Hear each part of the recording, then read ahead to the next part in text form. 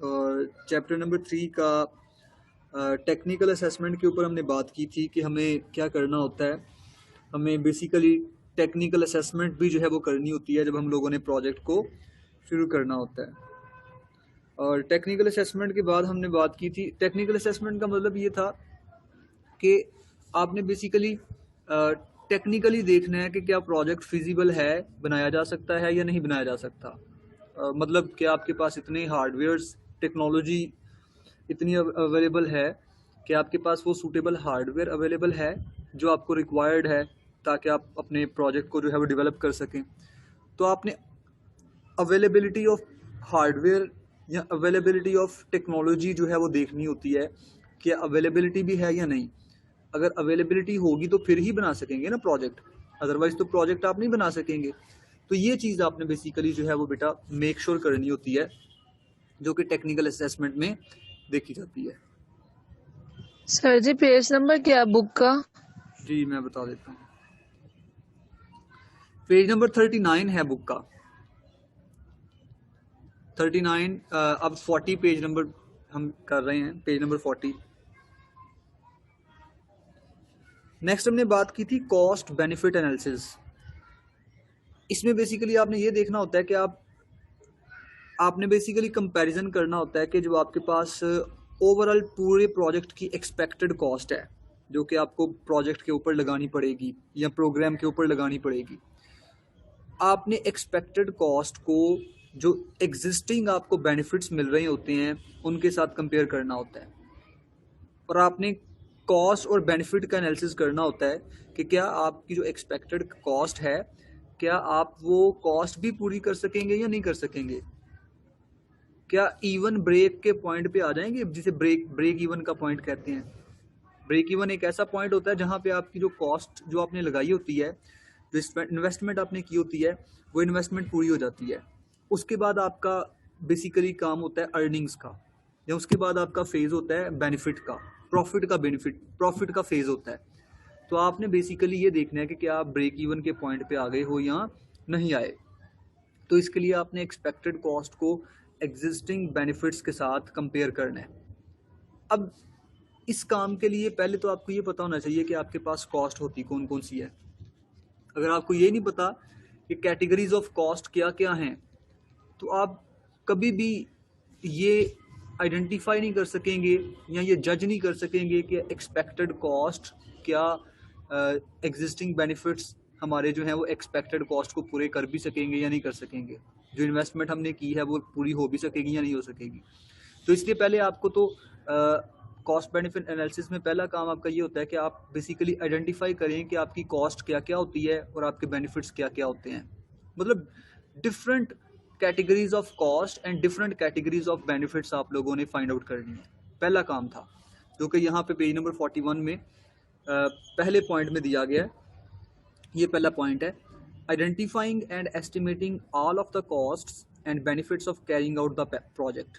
Project को carry out करने के लिए जो कॉस्ट आपको रिक्वायर्ड है आपने वो आइडेंटिफाई करनी है, जो बेनिफिट्स आपको मिलेंगे आपने वो आइडेंटिफाई करने हैं।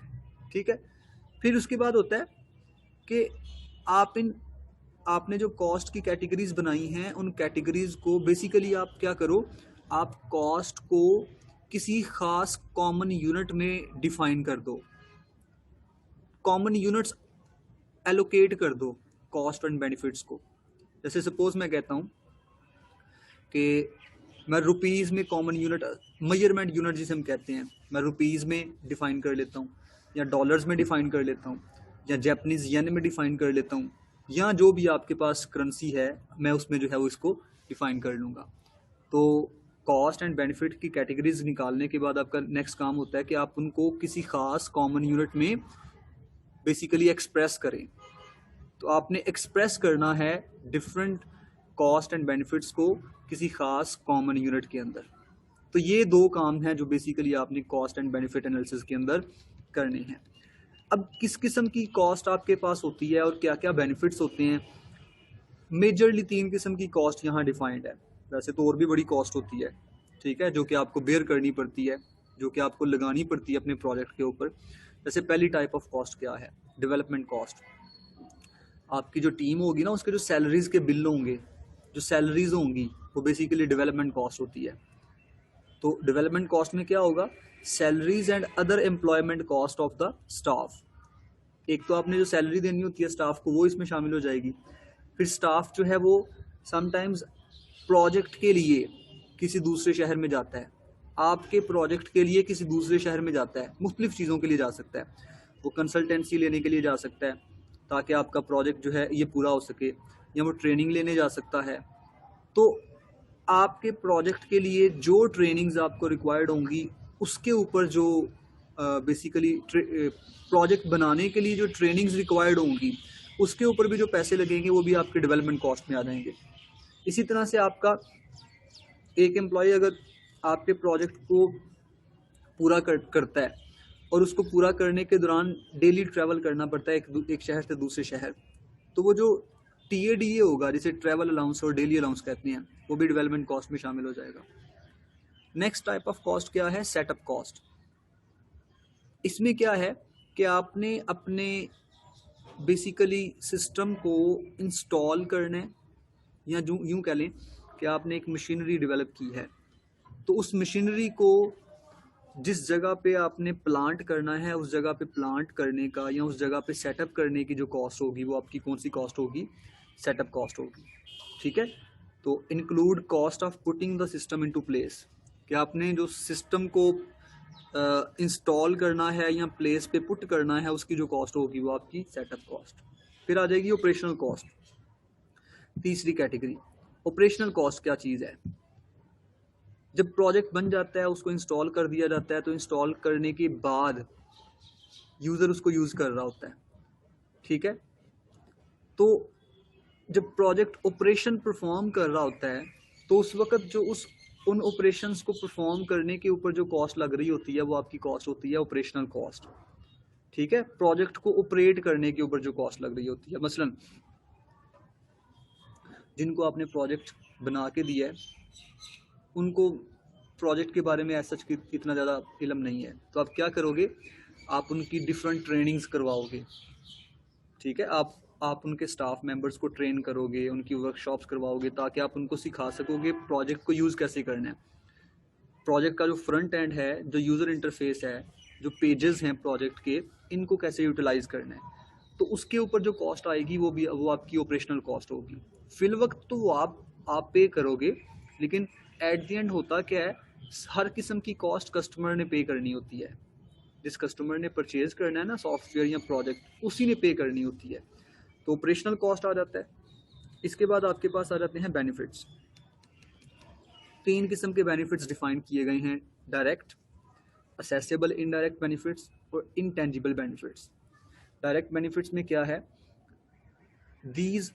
these accrue directly from the operation of proposed system. These could for example include reduction in salary. देखो, आपके पास एक सिस्टम था मैनुअल, पेपर वाला सिस्टम था। एक आपके पास, आप कहते हो मुझे एक कंप्यूटराइज सिस्टम बनाना है, तो कंप्यूटराइज सिस्टम आने के बाद आपके स्टाफ मेंबर्स की जो सैलरीज में कमी होगी, पेपर वाले सिस्टम में फ़र्ज़ करो आपको 10 एम्प्लॉयज़ की ज़रूरत थी, कंप्यूटराइज सिस्टम आने के बाद आपको 5 एम्प्लॉयज़ की ज़रूरत है। तो दैट मीन्स जो 5 एम्प्लॉयज़ की सैलरी कम हुई है, वो आपका बेनिफिट है। वो कौन सा बेनिफिट है, डायरेक्ट बेनिफिट। ठीक है, जो आपके बिल कम हो जाएंगे, मुख्तलिफ किस्म के एरियर बिल्स या मुख्तलिफ किस्म के जो ट्रेजरी बिल्स हैं, वो जो बिल कम हो जाएंगे या जो आपकी सैलरीज कम हो जाएंगी, वो बेसिकली आपकी डायरेक्ट बेनिफिट है, कंपनी का डायरेक्ट बेनिफिट है। नेक्स्ट है accessible indirect benefits. These are generally secondary benefits such as increased accuracy through, मसलन पेपर वाले सिस्टम में क्या था, आपके पास एक्यूरेसी की 30% थी, अब आपने कंप्यूटराइज सिस्टम बना लिया तो आपके पास एक्यूरेसी आ गई है 70%। तो ये जो एक्यूरेसी का 40% इम्प्रूवमेंट हुई है ना, इस इम्प्रूवमेंट से जो आपको बेनिफिट्स मिले हैं, वो बेसिकली आपके क्या हैं, असेसेबल इनडायरेक्ट बेनिफिट्स। ठीक है जी, तो ये मल्टीपल वैराइटीज़ में आपके पास बेनिफिट्स होते हैं, जिनको आप लोग जो है वो बेसिकली यहाँ पे एक्सप्लेन कर रहे हैं। लास्ट वन है इंटेंजिबल बेनिफिट्स। ये क्या है, these are generally longer term और benefits that are considered very difficult to quantify. मसलन इन्हांस्ड, जो मसलन मैं एग्जांपल दे देता हूँ, लॉन्ग टर्म इसलिए हैं और इनके बारे में ईज़िली क्वांटिफिकेशन इनकी क्यों नहीं होती। आपके पास पेपर सिस्टम है, सपोज़ मैनुअल सिस्टम, उसमें एम्प्लॉयज़ जो हैं वो थक जाते हैं मैनुअल सिस्टम के ऊपर एंट्रीज़ करते करते, और हर महीने कोई ना कोई आपका एक्सपीरियंस्ड एम्प्लॉय छोड़ के चला जाता है। क्यों? क्योंकि आपको एक ही तरह का काम करवाना पड़ रहा है उनसे, और ह्यूमन नेचर जो है जब एक ही तरह का काम बार बार कर रही होती है तो वो उकता जाती है। तो एम्प्लॉयज़ क्या करेंगे, उनको सपोज़ एम्प्लॉयज़ को नई नई चीज़ें रिक्वायर्ड हैं, वो कहते हैं कि हम नए नए काम करें, लेकिन आप बार बार एक ही काम करवा रहे हो तो वो उकता के छोड़ जाएंगे। इसे कहते हैं एम्प्लॉय टर्नओवर। अब दूसरी तरफ अगर आप कंप्यूटराइज सिस्टम लेके आते हो तो हो सकता है हर रोज़ आपके एम्प्लॉयज़ जो हैं वो नई नई चीज़ें सीखें।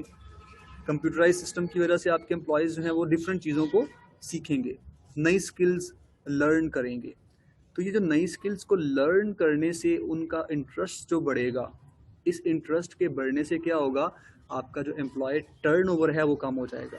एम्प्लॉयज़ जो छोड़ के चले जाते हैं ना वो कम हो जाएगा, एम्प्लॉयज़ की सेटिस्फेक्शन बढ़ जाएगी। तो ये जो एक बेनिफिट है इसको कहते हैं इंटेंजिबल बेनिफिट्स, और ये एसेट होता है, एम्प्लॉयज़ आपके एसेट होते हैं, ठीक है। जितना एक्सपीरियंस्ड एम्प्लॉय आपके पास रहता है उतना ही आपका एसेट कंसीडर किया जाता है। जी, यहाँ तो कोई बात है पूछने वाली तो पूछ लें।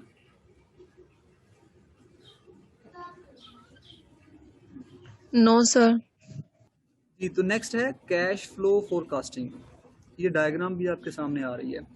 बेसिकली कैश फ्लो फोरकास्टिंग ये डिफाइन करती है कि आपको ये इल्म हो जाए या आपको ये नॉलेज हो जाए कि कब आपके प्रोजेक्ट के ऊपर एक्सपेंस आएगा, कब आपका प्रोजेक्ट जो है वो आपको इनकम देगा, मतलब पैसे कब आपके जाएंगे, पैसे कब आपके आएंगे, ठीक है, मुख्तलिफ टाइम्स में। इसको बोलते हैं कैश फ्लो फोरकास्टिंग, कि आप एडवांस में फोरकास्ट कर दो कि कैश का फ्लो क्या होगा, कब पैसे जाएंगे और कब आपके पैसे जो हैं वो आएंगे। जैसे इस डायग्राम में आप देख सकते हैं, एक्स एक्सेस पे टाइम फ्लो दिखाया गया और वाई एक्सेस पे इनकम और एक्सपेंसेस दिखाए गए हैं। ये नेगेटिव में समझ आप अज्यूम कर लें, नेगेटिव में एक्सपेंसेस दिखाए गए हैं और पॉजिटिव में देखें इनकम दिखाई गई है। तो इस डायग्राम से या इस चार्ट से आपको ईजिली पता चल जाता है, अगर आप इसमें टाइम को ईयर्स या मंथ्स में मेंशन कर देना एक्स एक्सेस पे, तो आपको इजीली पता चल जाएगा प्रोजेक्ट के किस महीने या किस साल में आपको इनकम आनी शुरू होगी और प्रोजेक्ट के किस साल में आपको एक्सपेंसेस लगाने पड़ेंगे।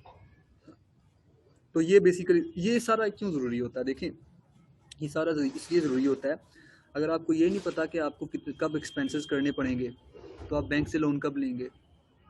नॉर्मली बैंक से लोन जो बड़ी ऑर्गेनाइजेशंस हैं वो बैंक से लोन लेके अपने प्रोजेक्ट्स को पूरा करती हैं, और फिर जब प्रोजेक्ट कंप्लीट हो जाता है तो लोन जो है वो वापस कर देती हैं और अपना प्रॉफिट रख लेती हैं।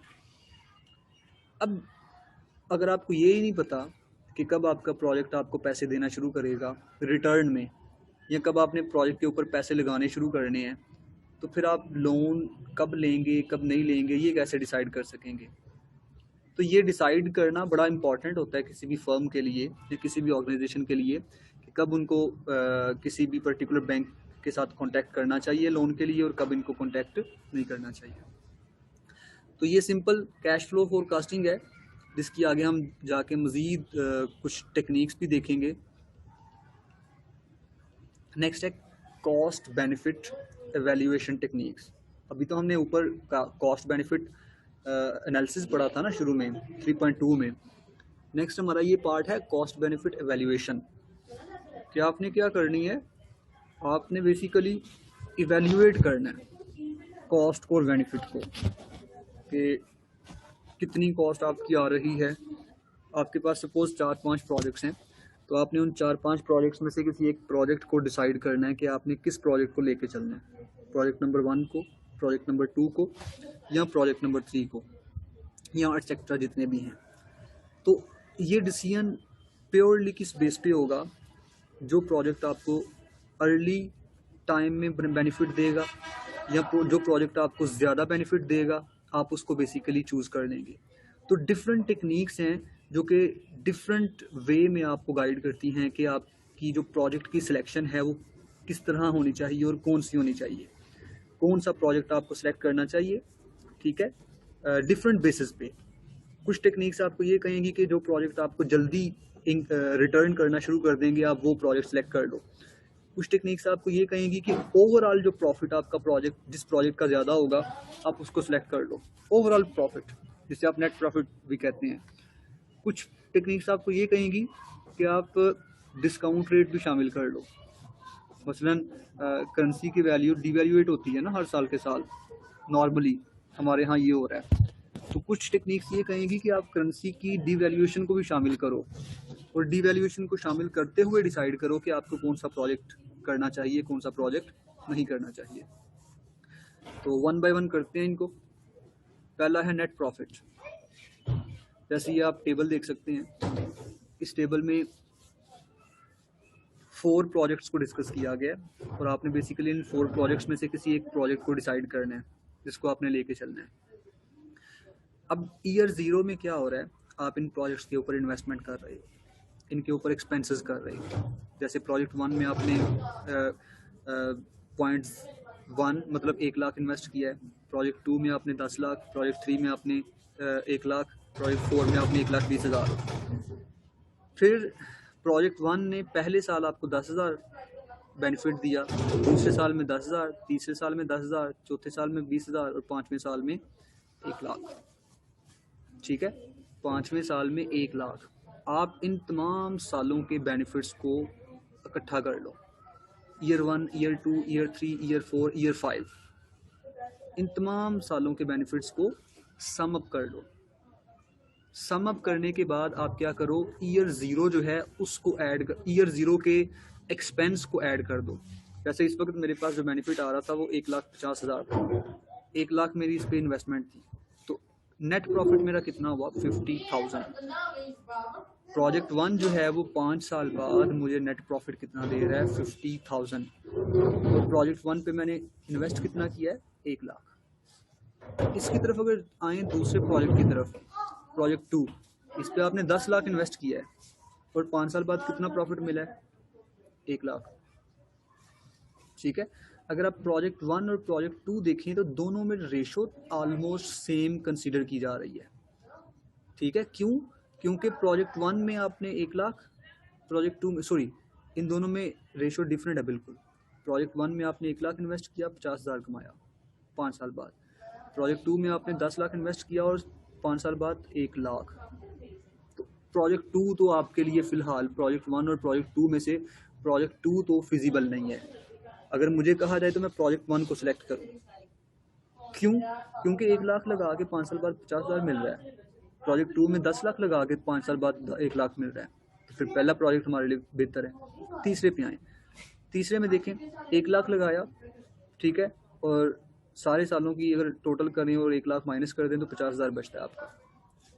मतलब 1 लाख लगा के आपने कितना कमा लिया 50,000। तो प्रोजेक्ट 1 और प्रोजेक्ट 3 दोनों इक्वल कंसीडर किए जाएंगे। ठीक है, अब आए चौथे पे, 1,20,000 लगा के आप कितना प्रॉफिट ले रहे हैं 75,000। दैट मीन्स अगर मुझे कहा जाए कि इन चारों में से आपने कोई प्रोजेक्ट सेलेक्ट करना है तो मैं कौन सा सेलेक्ट करूंगा, मैं प्रोजेक्ट 4 सेलेक्ट करूंगा।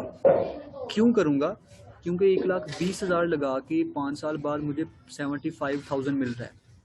अगर मैं इसकी एवरेज निकालूं हर साल की, कि हर साल मुझे कितना एवरेजली प्रॉफिट मिल रहा है, 75,000 को 5 पे डिवाइड कर दें, 25,000 नहीं 25,000 नहीं 15,000 एवरेजली मुझे हर साल जो है वो प्रॉफिट मिल रहा है। अगर बाकी सारे प्रोजेक्ट्स का एवरेजली ईयर का प्रॉफिट निकालें तो वो 15 से कम होगा। तो इसलिए नेट प्रॉफिट मुझे ये कहता है, नेट प्रॉफिट ने सिंपल ये कहना है कि ओवरऑल जितना प्रॉफिट है वो सिलेक्ट कर लो।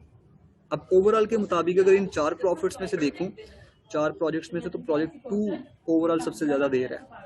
लेकिन अगर मैं इसमें देखूं एवरेज को, तो एवरेज में प्रोजेक्ट 4 सबसे ज़्यादा दे रहा है। तो इसका मतलब नेट प्रॉफिट का जो एक हमारे पास कॉस्ट बेनिफिट एनालिसिस की एक कॉस्ट बेनिफिट एवेल्यूएशन की जो टेक्निक है, ये हमें प्रोजेक्ट की सिलेक्शन में हेल्प तो कर रही है, लेकिन एक ड्रॉबैक इसका है। वो ड्रॉबैक ये है कि ये वाली टेक्निक ये नहीं देख रही कि आपने इन्वेस्टमेंट कितनी की थी और एवरेजली आपकी ईयर की प्रॉफिट कितनी आ रही है। तो जब आप अपने एवरेजली ईयर की प्रॉफिट नहीं देखेंगे तो आपको फिर जो टोटल प्रॉफिट है वो कैसे आप गेन कर सकेंगे। आप तो ओवरऑल बेसिकली वो प्रॉफिट गेन नहीं कर सकेंगे जो आपको गेन करना चाहिए। तो ये इस बेसिकली क्या कहते हैं, इस टेक्निक की एक ड्रॉबैक है, एक खामी है कि ये timing of the cash flow की जो टाइमिंग है उसको बेसिकली कवर नहीं करती, उसको अकाउंट नहीं करती ये technique. Timing of cash flow का मतलब है ईयरली अगर आप इसका बेनिफिट देखें, ईयरली बेनिफिट को ये कवर नहीं करती। जी हाँ जी, यहाँ तक ठीक है बेटा।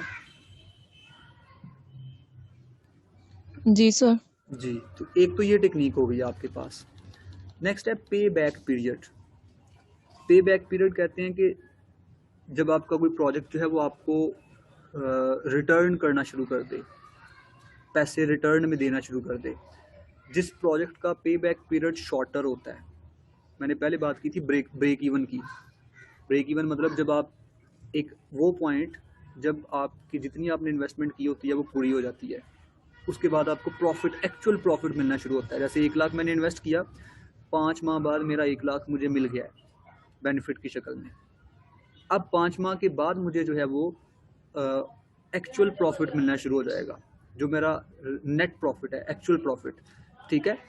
अब पे बैक पीरियड ये कहता है जिस प्रोजेक्ट का ब्रेक इवन जल्दी आ जाएगा, जो प्रोजेक्ट आपको रिटर्न, एक्चुअल रिटर्न जो है, एक्चुअल प्रॉफिट जो है वो जल्दी रिटर्न शुरू कर देगा, जो प्रोजेक्ट जल्दी से रिटर्न करना शुरू कर देगा, बेसिकली मैं उस प्रोजेक्ट को सिलेक्ट कर लूँगा। तो पे बैक पीरियड क्या कर रहा है? पे बैक पीरियड बेसिकली आपको ब्रेक इवन की टर्म को यूज़ करने का कह रहा है कि आप क्या करो, प्रोजेक्ट की सिलेक्शन में ब्रेक इवन की टर्म यूज़ कर लो। ठीक है, या जो आपका एक्चुअल रिटर्न है उसकी टर्म यूज़ कर लो।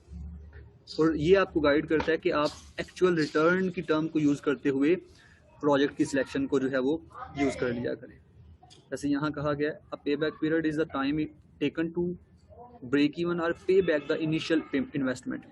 Normally the project with shortest payback period will be chosen on the basis that organization will wish to minimize the time that a project is in debt.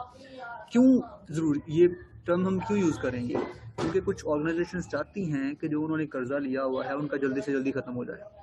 1 lakh कर्जा लिया था ना project शुरू करने के लिए, तो 1 लाख जल्दी से जल्दी बस ख़त्म हो जाए, उनका कर्जा जल्दी से जल्दी उतर जाए। उसके बाद जो प्रॉफिट है वो बेशक थोड़ा थोड़ा आता रहे, बेशक 2-2 रुपये प्रॉफिट आता रहे या 500-500 रुपये प्रॉफिट आता रहे, बड़ा प्रॉफिट ना आए, लेकिन उनका कर्जा जल्दी उतर जाए, बस ये चीज़ है।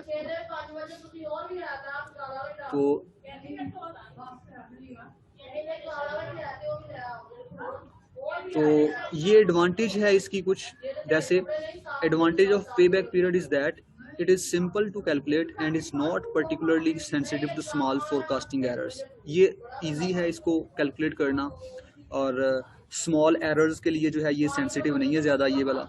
ठीक है, लेकिन इसकी डिसएडवांटेज है as a selection of technique is that, disadvantage क्या है, is that it ignores overall profitability of the project. इसने ओवरऑल प्रॉफिट जो है उसको इग्नोर कर दिया। इसने सिर्फ ये कहा है कि जल्दी से जल्दी प्रॉफिट मिल जाए, बेशक थोड़ा मिले, ओवरऑल प्रॉफिट को छोड़ दें आप, कितना ओवरऑल प्रॉफिट है, बस जल्दी से जल्दी हमें इन्वेस्टमेंट का रिटर्न जो है वो मिलना शुरू हो जाए।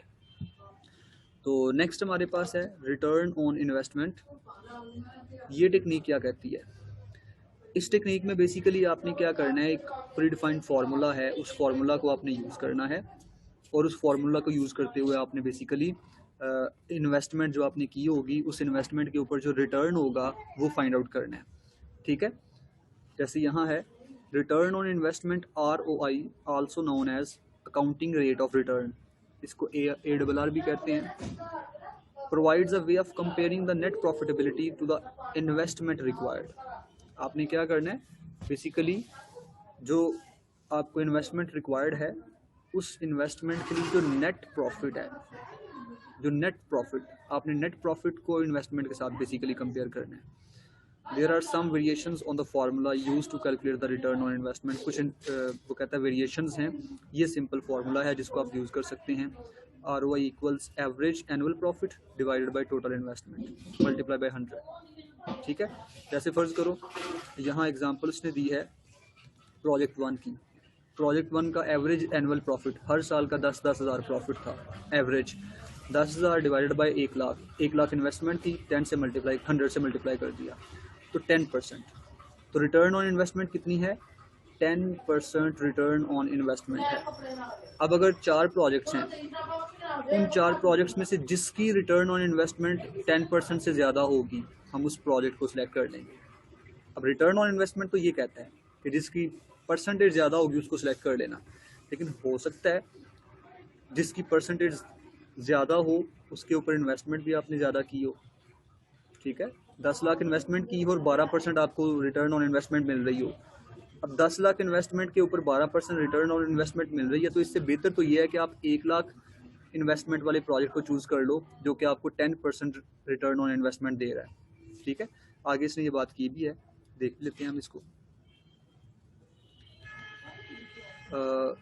ये यहाँ पे एक्सप्लेन है, the return on investment provides a simple easy to calculate measure of return on the capital and is therefore quite popular. Unfortunately, it suffers from 2 severe disadvantages. क्या problems हैं जो मैं बात कर रहा था अभी? Like the net profitability, it takes no account of timing of the cash flow. इसने cash flow की टाइमिंग को नहीं देखना कि किस किस टाइम पे हमें कितना कितना जो है वो बेनिफिट मिल रहा है, ये इसने ये नहीं देखना, इसने सिर्फ नेट प्रॉफिट देखना है।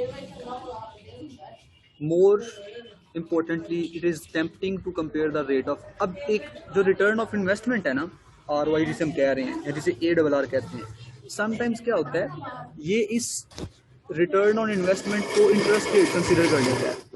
बाज़ औक़ात ये समझ लेता है कि शायद ये इंटरेस्ट रेट है, हालांकि ये इंटरेस्ट रेट नहीं है, इंटरेस्ट रेट एक डिफरेंट चीज़ है। ठीक है, तो सेकंड एक तो ये टाइमिंग ऑफ कैश फ्लो को इग्नोर कर देता है, दूसरा ये क्या कर रहा है, ये बेसिकली कंपेयर कर रहा है रेट ऑफ रिटर्न को किसके साथ कंपेयर कर रहा है, विद इंटरेस्ट रेट।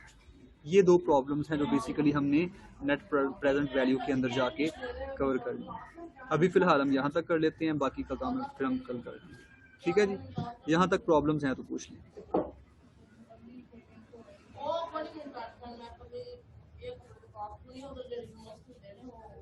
चलिए मैं मीटिंग लीव कर रहा हूँ बेटा।